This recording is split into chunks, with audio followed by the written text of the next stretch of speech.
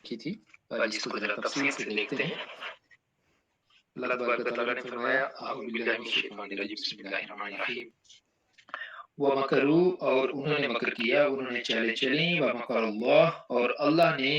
بھی تدبیر کی، وَاللَّهُ خَيْرُ الْمَاكِرِينَ اور اللہ تبارک و تعالیٰ تو سب سے بہتر تدبیر کرنے والا ہے۔ اچھا اب دیکھتے ہیں کہ یہ مکر جو ہے یہ اصل میں یہ لفظ کس لیے استعمال ہوتا ہے۔ اس کے جو معنی ہے وہ ہے کسی کو نقصان پہنچانے کے لیے کوئی خفیہ تدبیر کرنا۔ کہتے ہیں نا کہ فلاں مکر کر رہا ہے، کہ جو وہ دکھا رہا ہے ویسا نہیں کر رہا، اصل میں اس کی جو کرنا ہے، اس نے جو انٹینشن ہے اس کی وہ کچھ اور ہے۔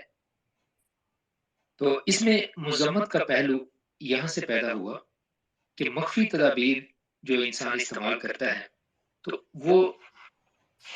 کمزوری کی دلیل ہے، انسان کی کمزوری کی، کہ وہ ظاہری طور پر تو کچھ نہیں کر پا رہا، کمزور ہے وہ، تو اس لیے وہ دھوکہ دینے کی کوشش کرتا ہے۔ چونکہ عام طور پر صورت یہی ہوتی ہے کہ خفیہ تدبیریں کمزور لوگ ہی استعمال کرتے ہیں، اور آج کل ہم دیکھتے ہیں کہ جو لوگ ہم سمجھتے ہیں کہ یہ تو بڑے طاقتور لوگ ہیں، اس کے باوجود بھی وہ ظاہری طور پر کسی کو کچھ نہیں کہتے، لیکن وہ اس کی پیٹھ پیچھے وار کرتے ہیں۔ تو اصل میں اگرچہ ہمیں وہ نظر آ رہے ہوتے ہیں کہ یہ بڑے طاقتور لوگ ہیں، لیکن ان معاملات کے اندر وہ بھی کمزور ہوتے ہیں، وہ ظاہری طور پر سیدھا سیدھا کسی کے ساتھ ٹکر لینے کی کوشش میں نہیں ہوتے، کہ ان کو کسی نہ کسی صورت میں نقصان ہونے کا خدشہ ہوتا ہے، اس وجہ سے وہ یہ طریقہ کار استعمال کرتے ہیں۔ اچھا اب کیونکہ یہ جو تدبیر جس طریقے سے یہ لوگ استعمال کرتے ہیں تو اس میں مذمت کا پہلو ذہن پر غالب ہو گیا، اور یہ گمان کیا جانے لگا، نارملی ایسا سمجھا جانے لگا کہ مکر لازماً مذموم ہی ہوتا ہے، عام طور پر یہی سمجھا جاتا ہے، لیکن یہ بات حقیقت کے خلاف ہے۔ خفیہ تدبیر بعض حالات میں، اب ایک تو اس کا یہ پہلو ہے نا جس کو عام طور پر دیکھا جاتا ہے، دوسرا یہ ہے کہ خفیہ تدبیر بعض حالات میں کسی مکر کرنے والے کے مکر کے توڑ یا اس کی سزا کے طور پر بھی کرنی پڑتی ہے، کہ کوئی بندہ ایک چال چل رہا ہے تو اس کے جواب میں چال چلنی پڑتی ہے۔ ایک خفیہ چالیں چلنے والے کے خلاف اگر کوئی اعلانیہ انتقامی کارروائی کی جائے گی تو وہ اس کو ظلم اور زیادتی قرار دے دے گا، دیکھو دیکھو لوگوں یہ میرے ساتھ کیا کر رہے ہیں، یہ طاقتور ہیں تو یہ اس لیے کر رہے ہیں، تو اس لیے پھر اس کے ساتھ مختلف طریقے سے ایسا طریقہ اپنانا پڑتا ہے کہ جس سے اس کو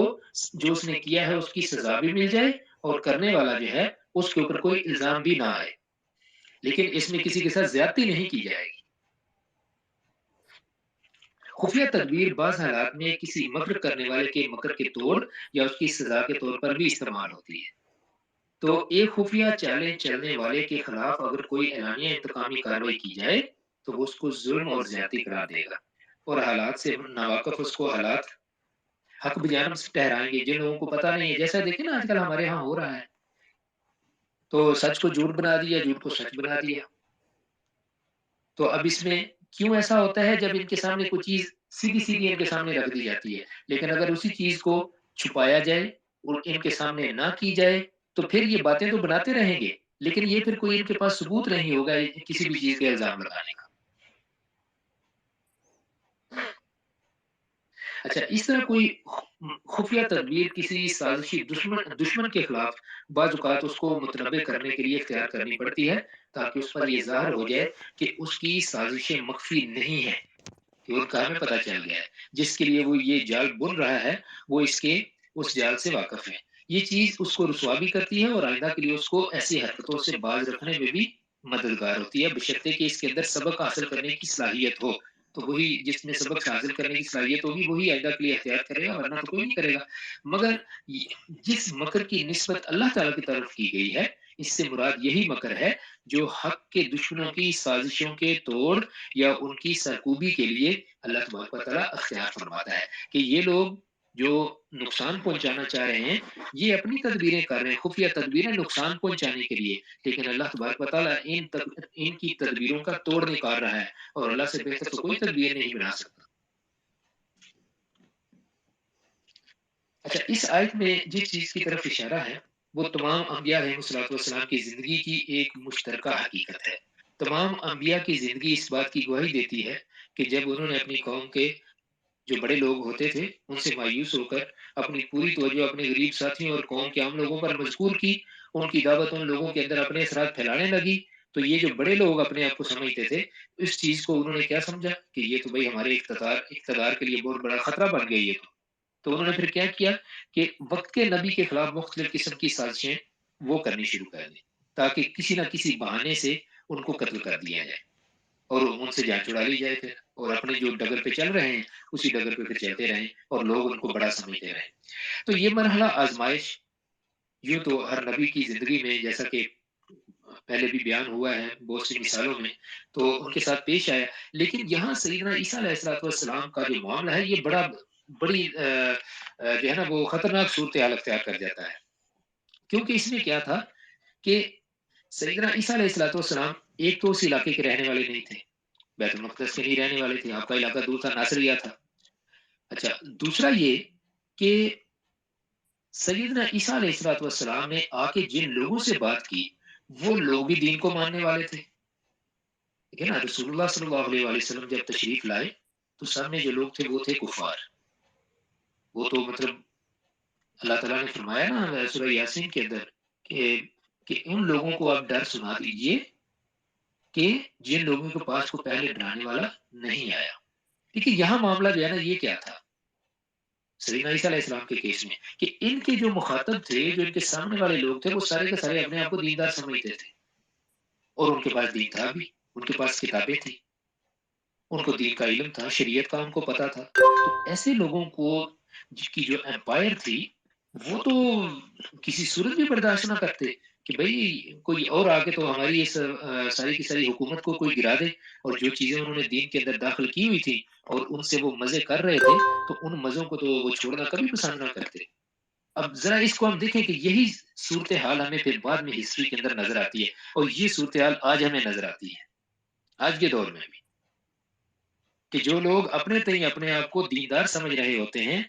ان کو پتہ بھی اگر ہو کہ ہم کسی غلط راستے پہ چل نکلے ہیں، اللہ کی شریعت کے خلاف ہم کر رہے ہیں، لیکن ان کو یہ پسند نہیں ہوتا کہ کوئی ان کو ٹوکے، الا ماشاء اللہ کوئی درویش اگر ہوگا، کوئی اللہ سے ڈرنے والا ہوگا تو وہ اس کو اپنی دنیا داری کی پرواہ نہیں ہوگی، وہ یہ دیکھے گا کہ اللہ نے مجھے منصب بہت بڑا دیا ہے، مجھے اللہ نے دین کا علم دیا ہے، اللہ نے مجھے لوگوں کا امام بنایا ہے، دین کا علم تمام علموں سے زیادہ قیمتی ہے کیونکہ یہ انسان کی آخرت کو سنوارنے کے لیے ہے۔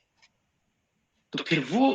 اپنے آپ کو ان تمام چیزوں سے بچائے گا، ان دنیا داری کی چیزوں سے۔ اگر اس کے اوپر کوئی الزام لگے گا تو وہ اس الزام کو اپنے اوپر سے ہٹانے کی کوشش کرے گا، اور اس دلیل سے وہ بات کرے گا کہ لوگوں کا کوئی شک اس کے بارے میں نہ رہ جائے۔ کل ایک دوست نے بڑا خوبصورت واقعہ بتایا، ہم بیٹھے ہوئے تھے ایک جگہ پہ، تو بلکہ کیا اسپیس میں ایک دوست بات کر رہے تھے، وہ کہنے لگے کہ دلی میں کوئی، دلی کی انہوں نے اگزامپل دی، مے بی کسی اور جگہ کی ہو، تو کہتے ہیں کہ ایک عالم دین درس دے رہے تھے،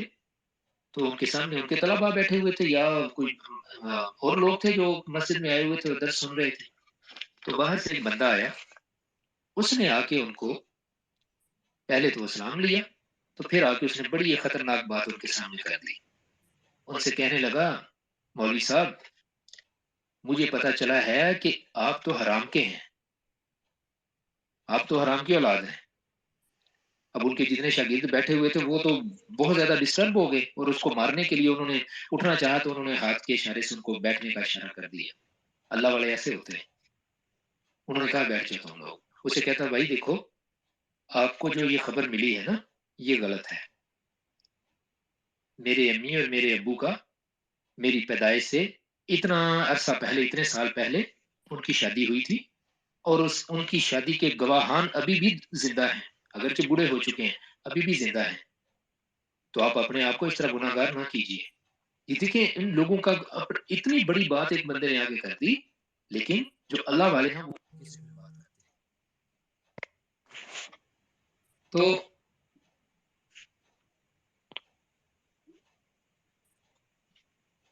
اب یہ جو معاملہ تھا سیدنا عیسیٰ علیہ السلام کے کیس میں، یہاں کیا تھا کہ سیدنا عیسیٰ علیہ السلام سے متعلق یہود کے جو بڑے لوگ تھے ان کی سازشوں کا اللہ تبارک و تعالیٰ نے یہاں ذکر کر دیا۔ انجیل سے معلوم ہوتا ہے کہ یہود کے علماء، یہ زیادہ میں ان سے کر رہا ہوں مولانا مینا حسن اصلاحی صاحب کی جو تفسیر ہے تدبر قرآن، اس سے کہ یہود کے علماء اور ان کے کاہنوں اور فقیہوں نے اس موقع پر حضرت صلی اللہ علیہ وآلہ وسلم کے خلاف مختلف قسم کے جال پھیلائے. دیکھیں اب یہ معاملہ جب رسول اللہ صلی اللہ علیہ وآلہ وسلم مکہ شریف سے ہجرت کر کے مدینہ میں آ گئے تھے نا، اب رسول اللہ صلی اللہ علیہ وسلم کے ساتھ بھی تقریباً وہی معاملہ پیش آ رہا ہے جو کہ سیدنا عیسیٰ علیہ السلام کے ساتھ آیا تھا. کہ اب یہاں پر جو قوم تھی ہم پہلے ذکر کر چکے ہیں کہ یہ لوگ کیونکہ یہودی جو ہیں یہ سب سے زیادہ پڑھے لکھے لوگ تھے اس علاقے میں، عرب تو زیادہ پڑھے لکھے نہیں تھے، ان کے پاس شریعت بھی تھی اور ان کو سمجھا جاتا تھا کہ یہ زیادہ تہذیب یافتہ لوگ ہیں. تو اب انہوں نے مختلف طرح کے جال پھیلائے. ایک تو انہوں نے آپ پر اور آپ کے ساتھیوں پر اسلام کی روایات توڑنے اور بزرگوں کی توہین و تحقیر کا الزام لگایا تاکہ عوام کے جذبات ان کے خلاف بھڑکائے جا سکیں.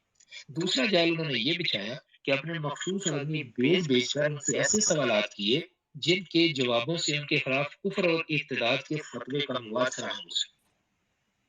اچھا اب یہ دیکھیں یہ والا جو معاملہ ہے جیسے رسول اللہ صلی اللہ علیہ وآلہ وسلم کے ساتھ مدینہ میں کیا گیا تھا نا، اب یہ والا معاملہ جو ہے یہاں پر یہ علماء یہود جو ہیں یہ کر رہے تھے سیدنا عیسیٰ علیہ السلام کے ساتھ. کہ پہلا کیا تھا کہ ایک تو ان کے خلاف جال پھیلائے اور دوسرا کیا کیا کہ ان کے اوپر کفر اور ارتداد کے فتوے لگائے کہ یہ دیکھو یہ شریعت موسیٰ کے خلاف چل رہا ہے یہ بندہ. سیدنا عیسیٰ علیہ السلام کے بارے میں یہ کہتے ہیں. تو یہ کام یہود کے فقیہوں اور فریسیوں نے بڑی سرگرمی سے انجام دیا اور سیدنا عیسیٰ علیہ السلام کی تمثیلوں جو مثالیں آپ دیتے تھے اور تشبیہوں کے اندر سے انہوں نے اپنی دانست میں وہ مواد فراہم کر لیا جس کی بنیاد پر ان کے واجب القتل ہونے کا فتویٰ دیا جا سکے. ایسی ایسی منہ شباتیاں انہوں نے کی کہ جی یہ دیکھیں انہوں نے اسلام بات ایسے کی ہے تو شریعت کی روح سے ایسے نہیں ہے. اب دیکھیں ایک ریفلیکشن ہمیں نظر آ رہا ہے نا ابھی آج کے دور میں کہ کس طریقے سے ایک بندے کو یا ایک سے زیادہ بندوں کو کس طریقے سے تختہ مشق بنایا جاتا ہے ان کے خلاف طرح طرح کے الزامات لگا کر اور بے بنیاد الزامات. تیسرا یہ کہ اس زمانے میں چونکہ ملک پر سیاسی اقتدار رومیوں کا تھا، یہ کل ذکر ہو چکا کل یا پرسوں کہ رومیوں کی سلطنت تھی، یہودیوں سے سلطنت چھن چکی تھی، یہودیوں سے سلطنت چھن چکی تھی اور جو رومی تھے وہ اس علاقے کے اوپر قبضہ انہوں نے کیا ہوا تھا. تو اس وجہ سے ان کو بھڑکانے کے لیے مواد فراہم کرنے کی کوشش کی گئی. پہلے تو خراج کی ادائیگی سے متعلق سیدنا عیسیٰ علیہ السلام سے سوالات کیے گئے جن سے ثابت ہو سکے کہ یہ شخص لوگوں کو کیسر کو خراج دینے سے روکتا ہے. آپ نے وہ مشہور سنا ہوگا نا ایک فقرہ کہ جس میں کہتے ہیں کہ سیدنا عیسیٰ علیہ السلام سے جب پوچھا گیا کہ کیا چیز ہم پا سکیں اور کیا دیں تو انہوں نے فرمایا کہ جو تمہارا ہے وہ لے لو، جو کیسر کا ہے وہ اس کو دے دو. تو اس بات سے ان کو پھنسانے کی کوشش کی لیکن آپ نے وہ بڑی خوبصورتی سے اپنے آپ کو اس چیز سے نکال لیا. لیکن اس قسم کے جو انتسائی چالیں تھیں ان کے جواب میں سیدنا عیسیٰ علیہ السلام نے ایسے دندان شکن جواب دیے کہ علماء یہود اپنا منہ لے کر رہ گئے. اور ایک ہم نے بات کی تھی سیدنا عیسیٰ علیہ السلام کی ایک اور بڑی خوبصورت وہ مثال یہ عیسائی اکثر اس کو کوٹ کرتے ہیں تو یہ پہلے ہم سورہ بقرہ کی تفسیر میں اس کا ذکر کر چکے ہیں. پھر انہوں نے یہ الزام لگایا، یہ اس وقت کی بات تھی جب سیدنا عیسیٰ علیہ السلام جب پہلی دفعہ یروشلم میں تشریف لائے اور آپ نے آ کے تو وہ پہاڑی کا آواز آپ کا بڑا مشہور ہے تو اس وقت ان کے علماء اکٹھے ہو گئے اور انہوں نے باتیں کرنی شروع کر دی، پھر آپ سے طرح طرح کے سوالات پوچھے. پھر انہوں نے یہ الزام لگایا کہ یہ شخص اسرائیل کا بادشاہ ہونے کا مدعی ہے. اب دیکھیں نا ایک حکومت کو اگر یہ کہہ دیا جائے کہ بھئی یہ فلاں بندہ جو ہے نا یہ تو بادشاہ بننے کے چکر میں ہے تو مطلب یہ بغاوت کر رہا ہے آپ سے تاکہ حکومت اس کے خلاف کوئی نہ کوئی ایکشن لے لے. اللہ معاف فرمائے، ایسی اللہ بچائے ایسے مکروں سے سب کو. اس کے لیے سیدنا عیسیٰ علیہ السلام کے بعض تمثیلی اقوال سے مواد حاصل کرنے اور اس کے ذریعے سے رومی حکومت کو بھڑکانے کی کوشش کی گئی. چوتھی تدبیر یہ کی گئی کہ سیدنا عیسیٰ علیہ السلام کے 12 شاگردوں میں سے ایک شاگرد جس کا نام یہودا تھا اور یہ منافق تھا، یہود نے اس کو رشوت دے کر اس بات پر راضی کر لیا کہ وہ سیدنا عیسیٰ علیہ السلام کی مخبری کرے اور ان کو گرفتار کرائے. ان تمام سازشوں کی تفصیل انجیل میں موجود ہے، ایک سے زیادہ انجیلوں میں موجود ہے. تو یہاں پر اس کو جو ہے وہ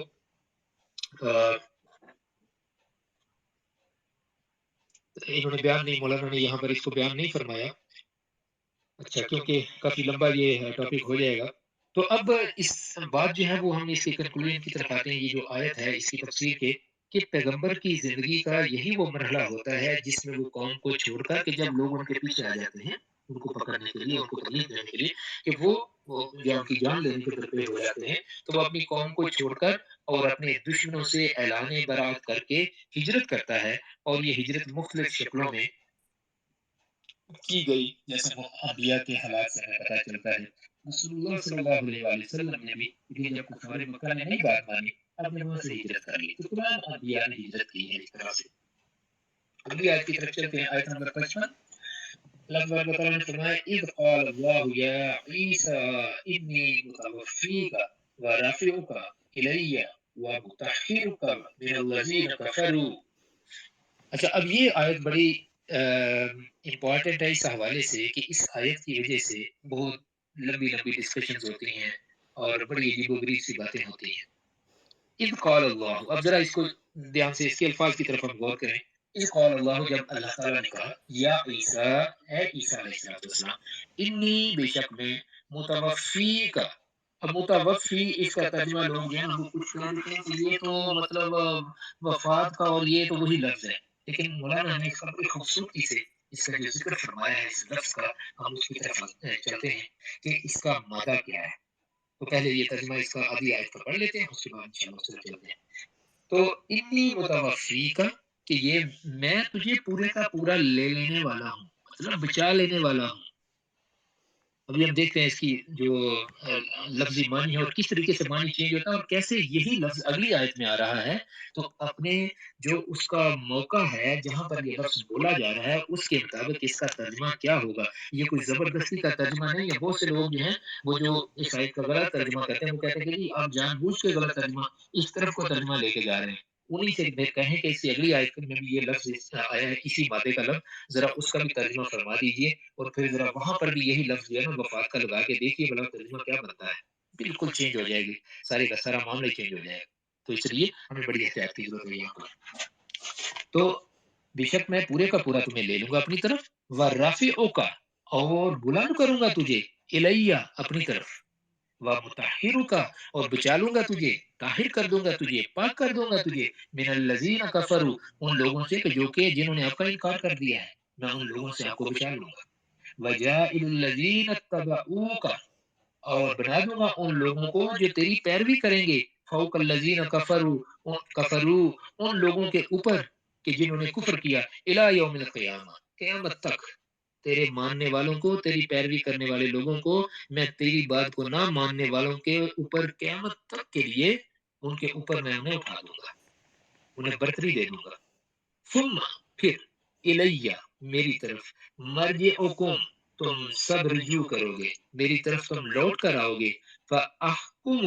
پس میں فیصلہ کروں گا، فاحکم پس میں فیصلہ کروں گا، بینکم تمہارے درمیان، فیما اس چیز میں کنتم تھے تم فیہ تختلفون اختلاف کرتے، تو جن چیزوں میں تم اختلاف کرتے تھے پھر میں ان کے بارے میں فیصلہ کر دوں گا۔ یہ جن لوگوں نے بات نہیں مانی آپ کی، ان کو اس وقت پتا چلے گا کہ انہوں نے کتنی بڑی غلطی کی، کتنی بڑی حماقت کی، اور وہ غلطی آج ان کو مکمل طور پر ناکام کر دے گی۔ تو اب یہ بیسیکلی اللہ تبارک و تعالیٰ کی طرف سے سیدنا عیسیٰ علیہ السلام کے لیے ایک حفاظت کی تدبیر ہے۔ اللہ تبارک و تعالیٰ کی یہ تدبیر ہے جو اللہ تبارک و تعالیٰ نے فرمائی، اب اس کا بیان ہو رہا ہے، اور اس مخفی تدبیر جو بہترین تدبیر ہے جس کا اللہ تبارک و تعالیٰ نے سیدنا عیسیٰ علیہ السلام کو یہود کی سازش سے بچانے کے لیے جس کا اختیار فرمایا، اور جس سے ان کی جو یہود کی سازش کے تمام تاروں کو بکھر کر رہ گئے۔ اب یہ جو لفظ ہے توفا، اس کے اصل معنی عربی کی جو ڈکشنری ہے اس کے مطابق کیا ہے؟ الاخذ بالتمام، کسی شے کو پورے کا پورا لے لینا۔ یہ لفظ جو ہے وہ موت کے لیے بھی اسی لیے لیا جاتا ہے نا کہ بندہ کو پورے کا پورا جو ہے مطلب ضرور چلی جاتی ہے، تو کسی کو پورے کا پورا لے لینا یا کسی چیز کو اپنی طرف قبض کر لینا، اپنی طرف اس کو لے لینا کسی چیز کو، اس کا یہ معنی۔ موت دینے کے معنی میں اس لفظ کا استعمال حقیقتاً نہیں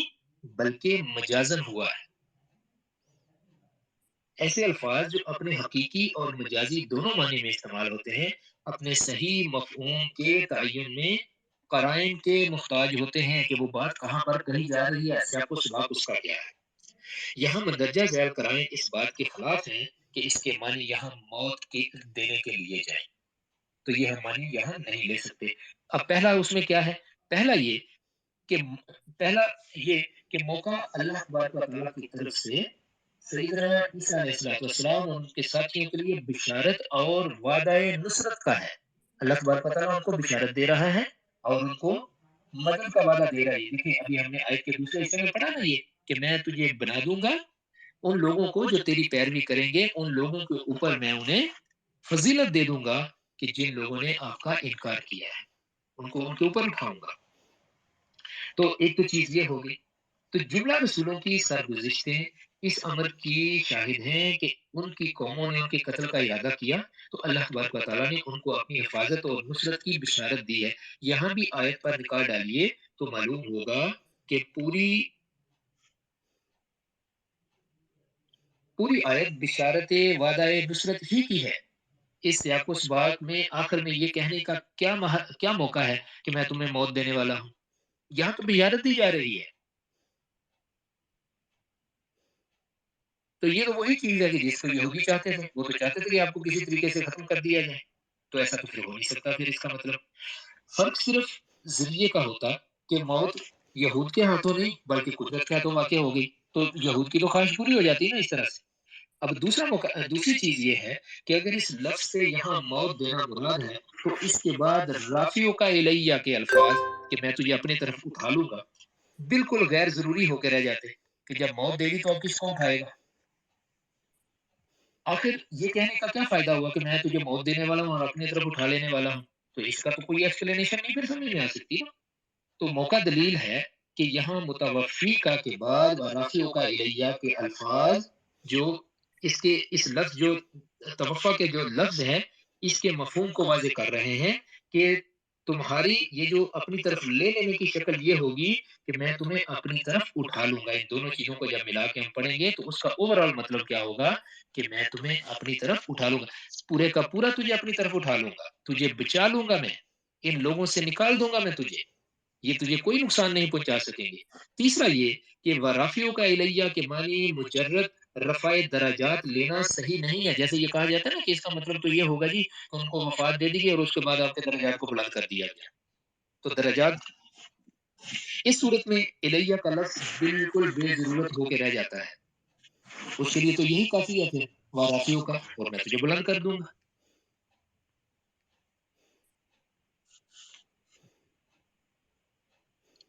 اس صورت میں الیہ کا لفظ بالکل بے ضرورت ہو کر رہ جاتا اور قرآن میں کوئی لفظ بھی بے ضرورت استعمال نہیں ہوا ہے۔ دیکھیں یہ وہ مقامات ہیں جن کے اوپر بہت سے ملحدین اور وہ لوگ جو اسلام کے اوپر اور اسلامی عقائد کے اوپر اعتراضات اٹھاتے ہیں تو وہ پھر اپنی مرضی کے تراجم کرتے ہیں لفظی ترجمے کو دیکھ کر۔ یہ نہیں وہ دیکھیں گے کہ موقع کیا ہے، اس لفظ کے کتنے معنی ہیں اور کس کس معنی میں استعمال ہوتا ہے۔ تو صرف لفظی ترجمہ کرنے سے تو مطلب واضح نہیں ہوگا کسی بھی چیز کا۔ ہر زبان کے محاورے ہوتے ہیں، ہر زبان کے الفاظ کی ایک خاص پوزیشن ہوتی ہے، اپنی پوزیشن کے اعتبار سے ان الفاظ کے معنی چینج ہو جاتے ہیں، پوزیشن کے اعتبار سے ان سینٹینسز کے معنی چینج ہو جاتے ہیں۔ جیسے دیکھیں ایک کامن سی ایگزامپل جو دی جاتی ہے کہ رموز اوقاف کے بارے میں کہ کہیں پر اگر رکنا ہے، اگر وقف لازم آیا ہوا ہے تو وہاں پر اگر مثال کے طور پر یہ لفظ ہے طرح چلیے چلیے نہیں رکیے، اب چلیے کے بعد اگر وقف لازم ہے تو ہمیں وہاں پر رکنا ہوگا۔ اب دیکھیے اس کا مطلب کیا بنے گا، چلیے نہیں رکیے، مطلب کیا ہوا کہ چلتے رہیے، رکنا نہیں ہے یہاں پر۔ اگر ایسے کہہ دوں کہ جو وقف لازم ہے اس کو میں صرف اٹھا کے وہاں سے یا کوما آپ کہہ لیجئے، جیسے انگلش کے اندر ہم کوما لگاتے ہیں تو یا سیمی یہ لگاتے ہیں سیمی کولن کہتے ہیں تو وہ لگاتے ہیں۔ اب اگر وہ اس طرح سے لگا لیں کہ چلیے نہیں رکیے، اس کا مطلب بالکل اپوزٹ ہو گیا۔ دیکھیں تین الفاظ پہلے والے جملے میں استعمال ہوئے، تین الفاظ یہاں پر، لیکن ان کو ادا کرنے سے ان کے معنی ایک دوسرے کے بالکل اپوزٹ ہو گئے، ادائیگی سے بھی معنی تبدیل ہو جاتے ہیں، لفظ کہاں پر موجود ہے اس سے بھی معنی تبدیل ہو گئے، سینٹینس کا پورا مطلب تبدیل ہو جاتا ہے۔ تو اس لیے ان چیزوں کو بہت غور سے دیکھنے کی ضرورت ہے، تو تاکہ ہم کسی بھی طرح کے تشکیک کا شکار نہ ہوں، کسی بھی طرح کے لوگوں کے کی باتوں میں نہ آئیں، اور خصوصی طور پر اس طرح کی جو آیات ہیں یہ ہمیں بہت زیادہ ضرورت ہے کہ ہم اپنے گھر میں اپنے گھر والوں کو خصوصی طور پر ان کو سنائیں، خود بھی پڑھیں اور ان کو بھی پڑھائیں، ان کو بتائیں، کیونکہ جب ہمارے بچے گھروں سے باہر نکلیں گے تو وہاں پر باہر کے ماحول میں دوستوں کے ساتھ باتیں کرتے ہوئے اسکولوں کالجوں میں یونیورسٹیوں میں اس طرح کی باتیں وہاں پر ہوں گی، تو ہمارے بچوں کو ان چیزوں کا پتہ ہو کہ یہ وہ نازک مقامات ہیں کہ جن کے بارے میں ہمیں آگہی کا ہونا بہت زیادہ ضرورت ہے۔ دیکھیں ہماری جو باقی ڈسکشنز ہیں نا کہ جو کہ بہت زیادہ بعض اوقات لمبے باتیں ہو جاتی ہیں، آج ٹائم بہت زیادہ لگ جائے گا، کہ اس میں جنہیں ہم فقہی مسائل کہتے ہیں، وہ فقہی مسائل اپنی جگہ پہ ہیں، یہاں پر معاملہ ایمان کا ہے، یہاں خدا نخواستہ کسی بندے نے غلط سمجھ لیا، اس کا ایمان بھی جا سکتا ہے، وہ کسی کی باتوں میں آ سکتا ہے، باتوں میں آ کے قرآن کے اوپر وہ شک کر سکتا ہے، نعوذ باللہ من ذالک، قرآن کے اوپر شک کر لیا تو ہمیشہ ہمیشہ کے لیے خراب ہو گیا وہ بندہ۔ تو ہمیں بہت زیادہ ضرورت ہے کہ ان مقامات کو ہم اچھے طریقے سے سمجھیں، تاکہ اگر کوئی شرارتی انسان اگر کسی بھی طرح کی کوئی بات کرنے کی کوشش کرے، کسی طرح سے کسی مسلمان بچے یا بچی کو یا کسی جوان کو یا کسی بوڑھے کو اس طریقے سے گمراہ کرنے کی کوشش کرے، تو اس کو اس کے پاس اس کا جواب ہو کہ یہ جو بات کر رہا ہے یہ بالکل غلط کر رہا ہے۔ ایسا قرآن پاک میں اللہ تبارک و تعالیٰ نے نہیں فرمایا، اللہ کی آیات بہت کلیئر ہیں۔ تو قرآن میں دیکھ لیجئے جہاں بھی یہ لفظ بلندی مرتبہ کے مضمون کے لیے استعمال ہوا ہے، یہ جو رافیوں کا الیہ، رافیوں کا جو لفظ ہے بغیر الہ کے استعمال ہوا ہے۔ مثال کے طور پر منہم، یہ جو ہم نے آیت پڑھی تھی پہلے کہ انبیاء کو منہم، ان میں سے من کلم اللہ، کچھ نے کلام کی اللہ سے، ورفع، اور بلند کیا بعضهم، ان میں سے بعض کو درجات، درجوں میں، ان میں سے بعض کو اب یہاں پر دیکھیں رفع بعضهم آیا ہے تو یہاں پر بھی الیہ نہیں آیا، تو یہ درجوں کے لیے الیہ نہیں لگایا جاتا، اور ان میں وہ بھی ہیں جن سے اللہ نے بات کی اور بعض کے مدارج بلند کیے۔ پھر فرمایا سورہ اعراف کے اندر وَلَوْ شِئْنَا، اچھا میں صرف ترجمہ پڑھتا ہوں، یہ اردو رسم الخط میں انہوں نے نستعلیق میں لکھا ہوا ہے تو یہ کوئی غلطی نہ ہو جائے عربی پڑھنے میں، اور اگر یہ آیت مجھے یاد نہیں ہے زبانی، اور اگر ہم چاہتے تو ان آیات کے ذریعے سے ان کا رتبہ بلند کرتے، لیکن وہ زمین ہی کی طرف جھکا رہا۔ اس میں بھی جو لفظ آیا ہے نا وہ آیا ہے رفعناہ، رفعناہ، کوئی الیہ اس کے بعد نہیں آیا۔ تو اور پھر سورہ مریم کے اندر ورفعناہ مکانا علیہ، اور اس کو ہم نے اٹھا لیا، فائز کیا اونچے درجے پر، تو یہاں پر بھی صرف درجے کے لیے جب آئے گا تو رفعنا، اور اگر حرف الہ کا صحیح صحیح الہ جو اس میں آیا ہے کا صحیح صحیح حق ادا کیا جائے، اور یہ حق ادا کرنا ضروری ہے، تو وہ رافع کا الیہ کے معنی یہ ہوں گے کہ میں تم کو عزت و اکرام کے ساتھ اپنی جانب اٹھا لینے والا ہوں۔ زیادہ سے زیادہ ہم یہ ترجمہ اس کا کر سکتے ہیں۔ چوتھا یہ کہ قرآن نے دوسرے مقامات پر یہ مضمون بیان کیا ہے، وہاں پر متوفی کا لفظ بالکل اڑا دیا ہے۔ قتل اور سولی کی نفی کے بعد جس چیز کا اثبات کیا ہے وہ صرف اٹھا لیے جانے کا ہے کہ تجھے اٹھا لوں گا، بل رافع اللہ، رافع جیسے اللہ تبارک و تعالیٰ نے فرمایا کہ بلکہ ان کو اللہ نے اپنی طرف اٹھا لیا، وہاں پر رافع یہ والا لفظ آیا ہے، تو یہ اس بات کا نہایت واضح کرینہ ہے کہ قرآن نے یہ جو لفظ یہاں پر یہ تو جو فرمایا ہے، تو اس کا مطلب یہ جو فرمایا کہ متوفی کا کہ قبض کر لوں گا تجھے، پورا پورا لے لوں گا تجھے، تو اس کا اصل شکل بتائی ہے کہ اللہ تبارک و تعالیٰ نے ان کو اپنی جانب اٹھا لیا۔ تو جیسے فرمایا قرآن کے اندر ایک اور جگہ پہ اللہ تبارک و تعالیٰ نے سیدنا عیسیٰ علیہ السلام کے بارے میں، دیکھیے کلیئر آیت ہے، وَمَا قَتَلُوهُ، نہ تو انہوں نے ان کو قتل کیا سیدنا عیسیٰ علیہ السلام کو، وَمَا صَلَبُوهُ، اور نہ ہی انہوں نے ان کو سولی دی، وَلَٰكِن شُبِّهَ لَهُم، بلکہ اللہ تعالیٰ نے ان کے لیے ایک ان کو شبہ میں ڈال دیا، وَإِنَّ الَّذِينَ اخْتَلَفُوا فِيهِ، اور جن لوگوں نے بے شک جن لوگوں نے اس میں اختلاف کیا، لفی شک منہ، کہ وہ شک میں پڑے ہوئے ہیں، ما لہم بہ من علم، ان کے پاس اس بارے میں کوئی علم نہیں ہے،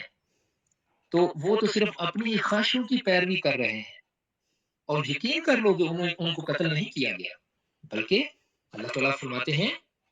इस आयत की, ये मैंने पूरी आयत अरबी में नहीं पढ़ रहा, तो अगली आयत में फिर फरमाया इसमें बल रफ़अहुल्लाह, बल्कि अल्लाह तबारक व तआला ने उनको उठा लिया इलैहि अपनी तरफ, व कान अल्लाहु अज़ीज़न हकीमा, और अल्लाह तबारक व तआला अजीज है और हकीम है, गालिब हिकमत वाला है। तो ये सारे के सारे अपनी टांगों टोनियां मार रहे हैं, ये कोई बात भी ये सही नहीं कर रहे। ये जो कह रहे हैं कि उनको हमने कत्ल कर दिया, उनको सूली दे दिया, सैयदना ईसा अलैहिस्सलाम को उन्होंने ना कत्ल किया है, ना उनको सूली दी है। अल्लाह तबारक व तआला ने उनको महफूज अपने पास उठा लिया। ये आयत सबसे ज्यादा मौजूद मुकाम अपने अंदर रखती है। सूरह निसा की ये दो आयतें हैं, 57, 157 और 158, जो अभी मैंने पढ़ी है ये का तर्जुमा। ये आयत सबसे ज्यादा मौजूद मुकाम अपने अंदर रखती है इस बात के बयान के लिए कि सैयदना ईसा अलैहिस्सलाम की मौत किस तरह हुई। मौत किस तरह हुई? इसलिए कि यहाँ कुरान ने बड़ी ताकीद और शिद्दत के साथ इन लोगों की तरदीद की है जो उनके कत्ल या उनकी सूली के मुद्दई थे। अगर आपकी मौत वाक़या हुई होती, मतलब जो पहले जो सेंटेंस मैंने पढ़ा ना, इससे कोई गलतफ़हमी में मुब्तला ना सुनने वालों में से कोई हो जाए। ये सेंटेंस ये था कि ये आयत सबसे ज़्यादा मौज़ूद मुकाम अपने अंदर रखती है इस बात के बयान के लिए कि हज़रत ईसा अलैहिस्सलाम की मौत किस तरह हुई। ये इस्तफ़हामिया है, ये पूछ रहे हैं कि भई कैसे हुआ? उनकी मौत कैसे हो सकती है? जबकि ये इतनी चीज़ें जो हैं इस हकीकत के ही खिलाफ जा रही हैं। इस चीज़ के ही खिलाफ जा रही हैं। ये हकीकतें इसके खिलाफ जा रही हैं कि आपको मौत नहीं दी गई। तो इसलिए यहाँ कुरान जिस मौत की तरफ वो इशारा करते हैं, जिसके बारे में वो बात करते हैं, तो कुरान ने बड़ी ताकीद और शिद्दत के साथ इन लोगों की तरदीद की है जो उनके कत्ल या उनकी सूली के मुद्दई थे। अगर आपकी मौत वाक़ई हुई होती, तो इस मौका पर कुरान साफ-साफ यूँ कहता कि ना उनको कत्ल किया गया और ना उनको सूली दी गई, बल्कि अल्लाह ने उनको वफ़ात दे दी। सिंपली इतनी बात होती। लेकिन कुरान ने ना सिर्फ ये ये कहा ये कहा नहीं ये कहा नहीं, बल्कि जो लफ्ज़ यहाँ पर इस्तेमाल फरमाया, वफ़ात का जो लफ्ज़ है, वो उस तरह से इस्तेमाल ही नहीं फरमाया। सिर्फ़ रफ़अहुल्लाह इलैहि का लफ्ज़ इस्तेमाल फरमाया कि अल्लाह तबारक व तआला ने उनको अपनी तरफ उठा लिया। ये जो आयतें अभी हमने जिनका तर्जुमा पढ़ा है हमने। तो हर साहिब ज़ौक़ अंदाज़ा कर सकता है कि कत्ल और सूली की नफ़ी के बाद इस रफ़ा से मौत मुराद लेने की किस हद तक गुंजाइश है? बिल्कुल भी गुंजाइश नहीं है इसकी। अच्छा, आगे आज हम सिर्फ़ यही आयत मेरा ख़्याल है मुकम्मल कर लेते हैं, बाकी इंशाअल्लाह फिर कल करेंगे। इसका काफ़ी लंबी है इसकी तफ़सीर, और ये टॉपिक इसलिए मैं सारी तफ़सीर यहाँ से कोशिश कर रहा हूँ कि सारी पढूँ कि इम्पोर्टेंट टॉपिक है, तो ये हम सबको बहुत ज़्यादा क्लियर होना चाहिए।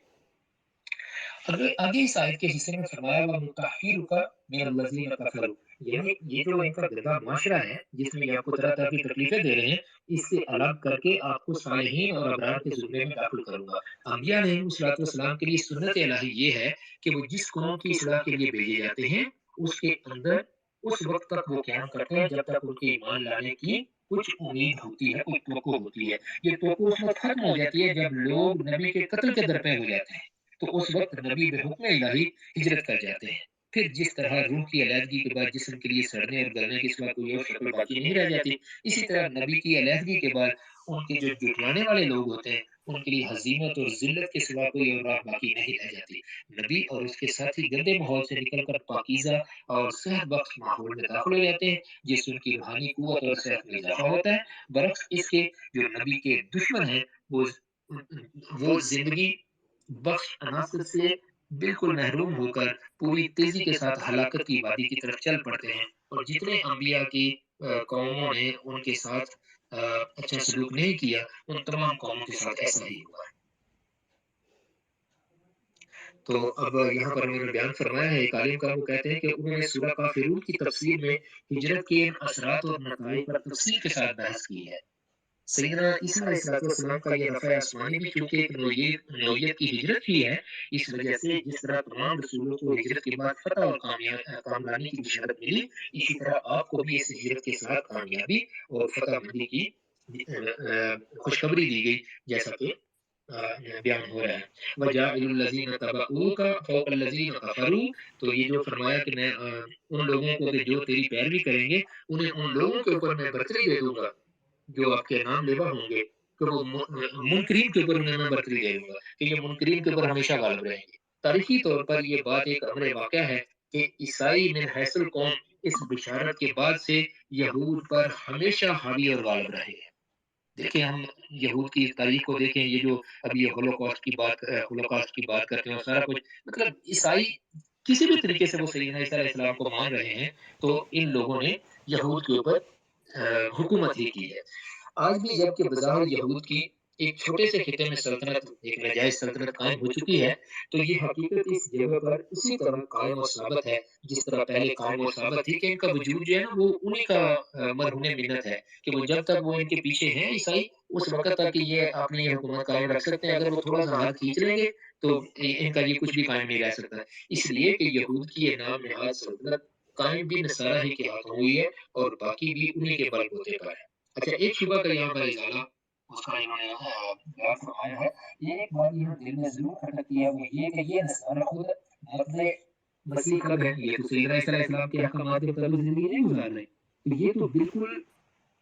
अ, मतलब सैयदना ईसा अलैहिस्सलाम की तालीम से मुनहरफ है। तो इसका जवाब मौलाना फरमाते हैं कि मेरे नज़दीक ये है कि अल्लज़ीना तबअूका से मुराद यहाँ सिर्फ़ उनके सही किस्म के मुतमईन ही नहीं, बल्कि इसमें उनके तमाम मुतमईन और नाम लेवा भी शामिल हैं। हमारी इस राय के हक़ में कई बातें जाती हैं, वो मौलाना अपनी राय के बारे में फरमा रहे हैं। मिसाल के तौर पर एक ये कि कुरान अहलुल किताब